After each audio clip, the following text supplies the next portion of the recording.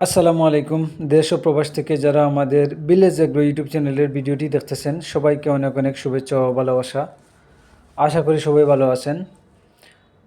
আজকে শুধুমাত্র দেশি আমার এই যে ছোট্ট সার বাছুরটাকে নিয়ে আমি মাঠে যাচ্ছি, কারণ হচ্ছে প্রতিদিন আমাদের খামারের গরুদের মধ্যে আমার দেশি যে দুটি গরু আছে, গাভী এবং এই ষাঁড় বাছুরটি, এই দুটি গরু আমি মাঠে দীর্ঘা দেই।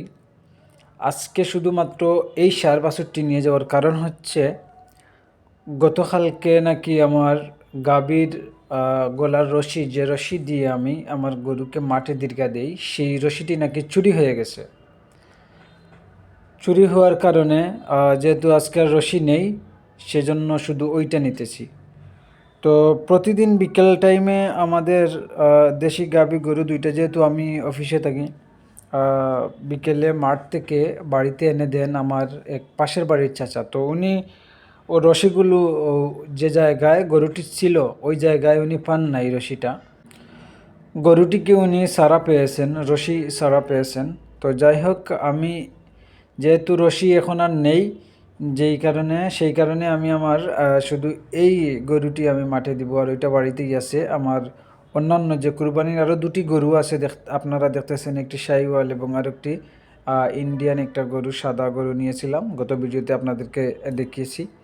সো আমি এই গরুটি দিয়ে আমি এখন যাচ্ছি যে জায়গায় আমি আমার গাভীটি দিয়েছিলাম, সেই জায়গায় আমি পরিদর্শন করব যে দীর্ঘাটা জায়গায় আছে কি না। অথবা আমার তো বিশ্বাসই হচ্ছে না যে এই যে মানে আদো পচা একটা রশি ওইটা চুরে নিয়ে যাবে। এক সময় ছিল চুরে নিয়ে যেত, নতুন দীর্ঘা গরুকে গলায় বেঁধে মাঠে দিলে গরুর গলা থেকে খুলে নিয়ে যেত। আর এই যে দেখতেছেন আমার ধানের জমিটা অনেক ডেমি, ওই জায়গায় আমি দিয়েছিলাম গরুটা দীর্ঘা দিয়েছিলাম এই জায়গায়। আমি পানিতে গিয়ে এখন খুঁজবো যে আমার রশিটা আছে কি না। আর এই যে পাশের দানটা এখনও আছে, এখনও কাটা হয় নাই, দু একদিনের ভিতরে হয়তো কাটা হয়ে যাবে। প্রায় আমাদের এই যে হাওরের অর্ধেক দান প্রায় কাটা হয়ে গেছে। আর সর্বপ্রথম আমি হাওরে দান কেটেছিলাম, তারও একটা ভিডিও আপনাদেরকে আমি দেখিয়েছি। পানিতে নামলাম, দেখি ঠিক সামনে, একটু সামনে পানিতে দিয়েছিলাম কুটা কেটে, ওখানে পাওয়া যায় কি না। এই তো কুটা যে জায়গায় আছে, যে জায়গায় আমি গেড়ে দিয়েছিলাম, ঠিক সেই জায়গায় আছে, রশিও আছে, সব আছে। গলা থেকে হয়তো ছুটে গেছে, হয়তো মানুষের দান খেয়েছে, জানি না। তবে এই জায়গার মধ্যে আবার গাভীটা ছিল। ও আমার চাচা, উনি পান নাই, যেহেতু উনি দেখেন নাই যে আমি কোথায় কুটা দিয়েছিলাম। তো যাই হোক, আমি আমি তো বলি যে আদো পচা একটা রশি চোর নিয়ে কি করবে। এক সময় ছিল নতুন রশি গরুর গলায় বেঁধে দিলে গরুর গলা থেকে নিয়ে যেত চোর। তো সেই জামানা কি এখন আর আছে? এখন মানুষ, সব মানুষ, প্রায় অনেক মানুষই সচ্ছল। আগে মানুষ অসচ্ছল ছিল, একটা রশিরও প্রয়োজন পড়তো।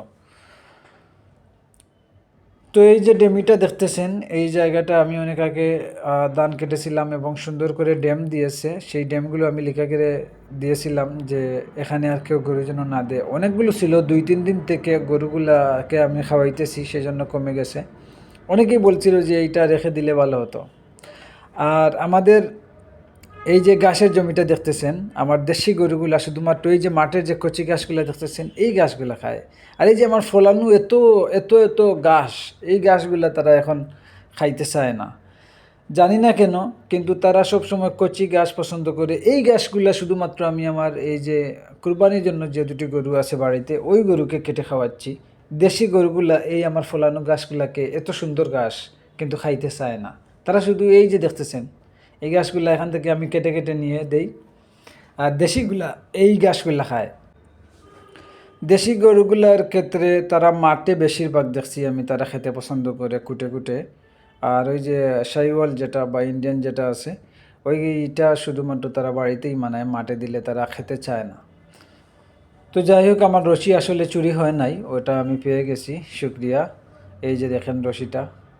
আর এই যে সামনে দেখতেছেন ধান কেটে এনে রাখা হয়েছে, এগুলা মারাই দেওয়া হবে আমাদের পাশের বাড়ির এক চাচার। আর ঘাসের জমিতে এই যে দেখেন মানে আগাছা হয়ে গেছে, অনেকগুলো আগাছা। এই আগাছাগুলা গাছগুলাকে নষ্ট করে ফেলতেছে। ভালো থাকবেন সবাই, আল্লাহ হাফিজ।